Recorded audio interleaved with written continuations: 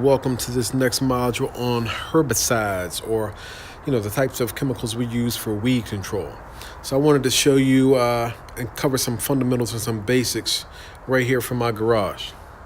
So you can see behind me here on my shelf I have a few things, and these things are some stuff I've started off with when I didn't know any better, and some stuff I picked up a little bit later down the road.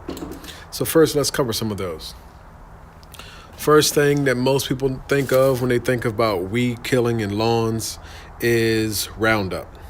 First thing you need to know about Roundup, if we look at the ingredients, see if I can get this to focus.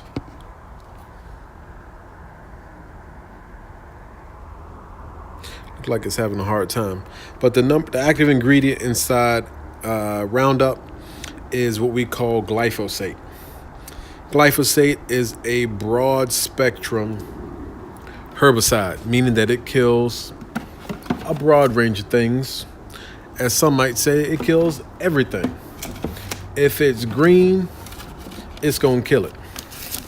And if we look on the back of the label here, it says, it's going to kill around flower beds, trees, driveways, walkways. It doesn't matter. But it's going to kill to the root. Now, one of the things that most people don't think of and they don't know about glyphosate or Roundup is that it's a translocator, meaning that when it's sprayed upon the leaves, it's absorbed and taken all the way through the plant. So it's not just going to kill the leaves and wilt the leaves. It's also going to kill and be taken in all the way down to the root. So that's one of the things when you're trying to kill something on your driveways or in your mulch bed, you don't want it to come back up. That's going to be your number one thing. Other products I have here, one of the things I picked up later on was Roundup for lawns. This type of Roundup product is a selective herbicide, meaning that it does not kill everything green, but a selective type of weeds and so forth. In this one, the active ingredients are MCPA, quinclorac, dicamba, sulfentrazone. So those are roughly 4 different type of herbicides all mixed into that one, all in varying concentrations. And so when it comes to that, this one will hit a few types of weeds, and actually it might tell you on the label about 200 and some odd. The next thing I like to use here, now one of the things a lot of people don't think about, depending upon the weed, you go to the store and you think that, okay, if I get some weed killer, I'm good to go. Doesn't matter what kind of weed killer it is, and that's not the case. You want a specific type of weed killer to kill a specific type of weed sometimes. And so like when it comes to nutsedge, just bright green stuff that just pops up, it's a lot brighter than your normal grass. Usually it grows faster than your grass after you cut it. It pulls in like seriously wet areas, that's nutsedge. For nutsedge, I pick up this product, Sedge Ender. So Sedge Ender is what works really, really well for that. That has sulfentrazone, which is also inside the Roundup for lawns, prodiamine, and a few other type of active ingredients as well too. Actually, that's a blend of a few others. So sometimes you might be called to mix all of those together. The next one, or the big one I have here, is called 2,4-D. Now that is a big broadleaf, a broadleaf weed killer as well too. Sometimes I'll have a mixture of all of them. Sometimes it's just one. So when it comes to weed killer, herbicides as they're also known, you got to think about when is the right environment to spray. When is it optimally used? Sometimes they have a temperature range. If it's below a certain degree or if it's above a certain degree, it's not the right temperature to spray it. As well, you got to make sure it's mixed properly. Some people will just hook up a hose or put it into a bottle, add a ton of water and just spray. You got to make sure you have the right concentration.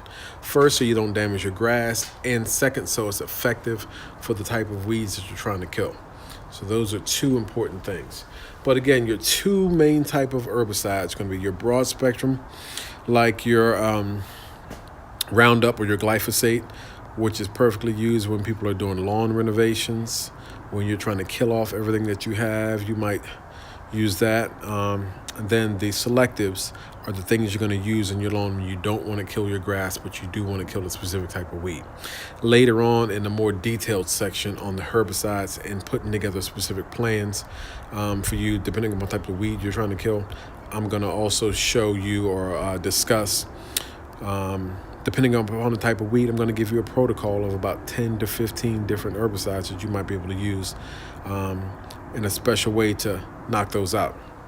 One of the things these things don't show on the label is what they call mode of actions and site of actions. And so this is really, really important for when it comes to, you might have some what you think are stubborn weeds that don't seem to go away no matter how much you spray them. Sometimes weeds can get resistant if the same type of product is used over and over and over again. So one person might say, well, I used Roundup for lawns on that one, and then I used Weed Be Gone on the same thing, and then I used another one, and none of them works. What you might not realize is all three type of those might have the same mode of action or the same site of action as far as what they're trying to do. So you need to sometimes switch it up to something that's going to act differently. Like I mentioned how the glyphosate is a translocator. There are some weed killers that are growth inhibitors that keep the weeds from growing. There are some that are translocators. There's various types. I'm going to go really detailed into that into one of the bonus sections. But I just wanted to give you some basics and some fundamentals. But I will say when it comes to basic weed control, I can hit about 98% of what I need to get rid of in the lawn with my 2,4-D, sometimes my Roundup for lawns, and my sedge ender. The other thing I didn't mention, I just noticed, small bottle of this, surfactant.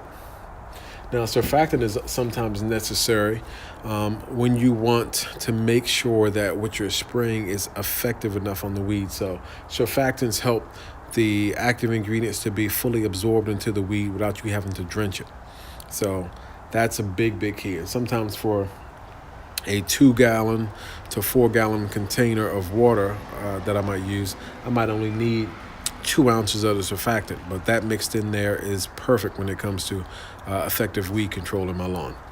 All right, so that's this section on herbicides. As far as your necessary tools, you're definitely going to need that if you're going to have your lawn looking great for this year and years to come.